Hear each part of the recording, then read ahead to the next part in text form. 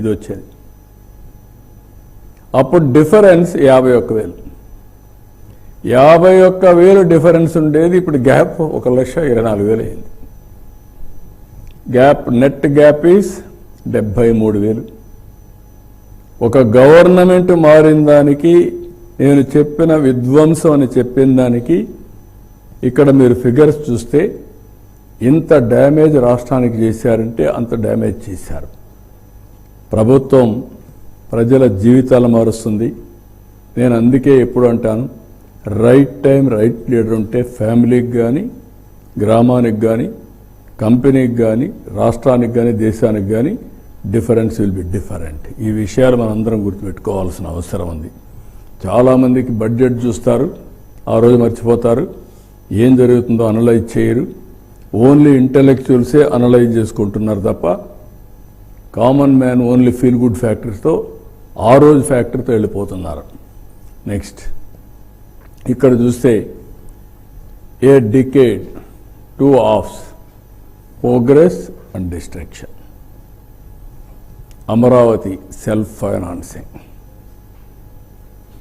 అదే అమరావతి ఆ రోజు అపహాస్యం, అదే అమరావతి ఈరోజు ప్రపంచమంతా అప్రిసియేషన్. రెండోది పట్టిసీమ కంప్లీట్ చేశాం, ఇప్పటికి 12 ఏళ్ళు. కృష్ణా డెల్టాని రివైవ్ చేశాం. 45,000 కోట్లు, దగ్గర 50,000 కోట్లు జిఎస్టిపి కాంట్రిబ్యూట్ చేసింది. 72% పోలవరం పూర్తి చేశాం. 4 ఎగ్జిస్టింగ్ ఎయిర్పోర్ట్స్ని, 2 న్యూ ఎయిర్పోర్ట్స్ని, సీ పోర్ట్స్ని ప్రారంభించడం, ఇంకో పక్క రోడ్ నెట్వర్క్ పెంచడం, ఇంకొక పక్కన కియా మోటార్స్ రావడం, కియా సిటీ ఎస్టాబ్లిష్ కావడం, Asian paints, Isuzu motors, Foxconn, so many companies యొక్క ఇండస్ట్రియల్ కారిడార్స్ ఇవన్నీ డెవలప్ చేశాం. ఇక్కడ వచ్చే కొందికి అమరావతి వర్క్ స్టాప్ చేశారు. Confusion, chaos, no capital at all. Polavaram diaphragm wall collapse అయింది, ఐడెంటిఫై చేసే వ్యక్తి లేడు, గాలి కొదిలిపెట్టారు. And also power purchase agreements అన్నీ క్యాన్సిల్ చేసేసి ఎనర్జీ సెక్టర్ని విధ్వంసం చేసి 32,000 కోట్ల రూపాయలు భారం వేసి 1,30,000 కోట్ల రూపాయలు అప్పులన్నీ పెంచేశారు. ఆ సెక్టర్ 9,000 కోట్లు కరెంటు వాడకుండా ఏదైతే సోలార్ విండ్ నుంచి ఇష్టానుసారంగా చేసి పబ్లిక్ ఎక్స్చెక్కర్ నుంచి ట్యాక్స్ పేయర్స్ మనీ పే చేసే పరిస్థితికి వచ్చారు. లాజిస్టిక్స్ ఇన్ఫ్రాస్ట్రక్చర్ లేదు, ఎవ్రీవేర్ పాట్ హోల్స్, గుంతలు మయం, ట్రోలింగ్లు జరిగే పరిస్థితికి వచ్చాయి. Anti industry stand, set back for investments, worsening law and order. ఎక్కడా లా అండ్ ఆర్డర్ లేని పరిస్థితి. నెక్స్ట్ దీంతో ప్రారంభించారు. ఇప్పుడు కూడా నేను మర్చిపోలేను, ఏ రూము లేదు, మీటింగ్ ప్లేస్ లేదు. కట్టింది ఫస్ట్ ఇది ప్రజావేదిక, ప్రజల కోసరం కట్టాం. దాన్ని కూలగొట్టి కలెక్టర్స్ కాన్ఫరెన్స్ పెట్టి ఈరోజే దీన్ని కూలగొడుతున్నానని చెప్పి ప్రొక్లైన్ పంపించి కూలగొట్టాడు. ఎంత హై హ్యాండెడ్ బిహేవియర్ అంటే అంత హై హ్యాండెడ్ బిహేవియర్తో చేశారు. అది గర్వం అనాలనా, మదం అనాలనా, లేకుంటే దానికి వర్డ్స్ లేవు. దెన్ ఇక్కడి నుంచి కంటిన్యూ చేశారు. Destruction led to A vicious cycle.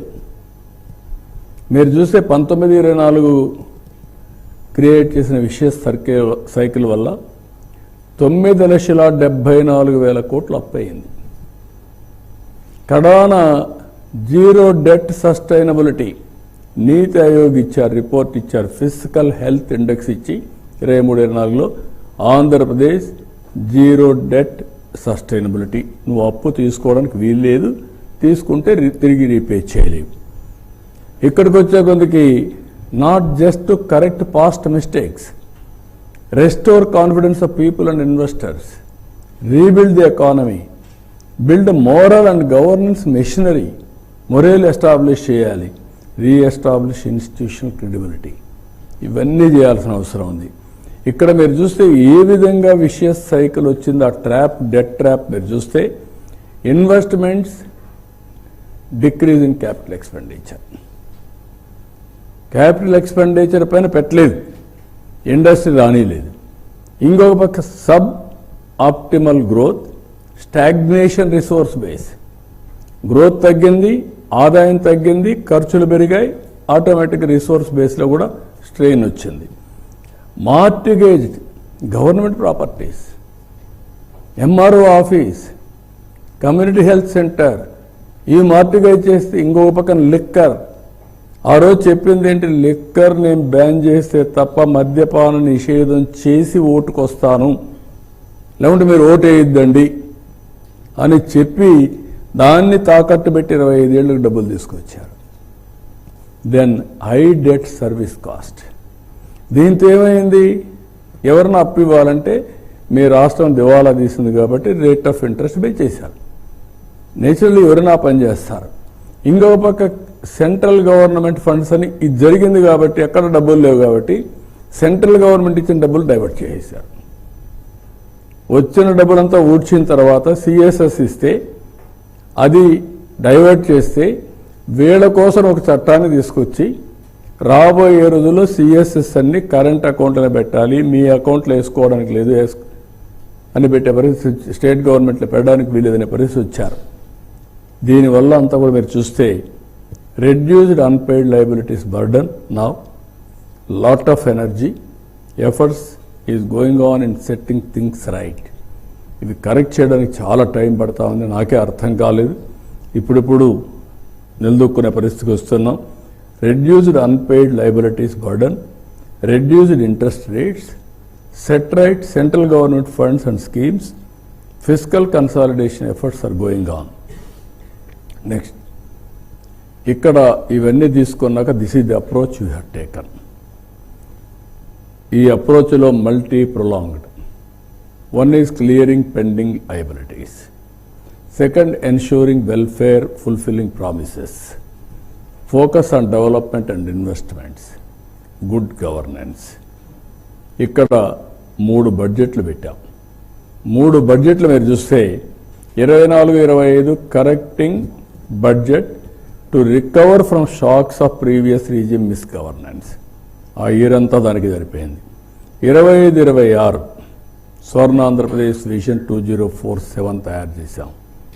10 principles పెట్టుకున్నాం. దాని మీద క్లియర్గా ఏ ఇయర్ ఏం జరుగుతుందో దాని మీద ఇది పెట్టాం.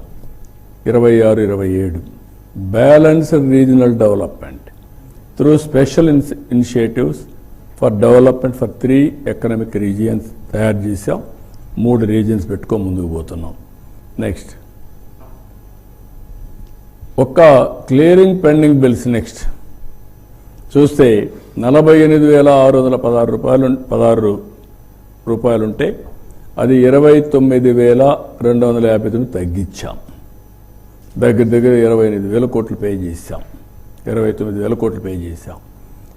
క్లియరింగ్ ఎంప్లాయీస్ డ్యూస్ 30,849 కోట్లు పే చేశాం. గ్రాట్యుటీస్ కానీ, CPS contribution, provident fund, APGLI schemes, medical reimbursement అన్నీ కలిపి. Third one.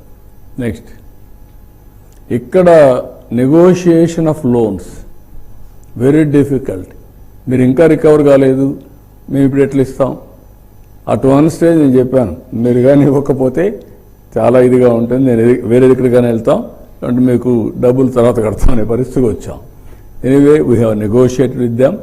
ఒకసారి గవర్నమెంట్ సావరెన్ పవర్స్ అప్పు చేసిన తర్వాత రీపే చేయడం తప్ప వేరే మార్గం లేదు.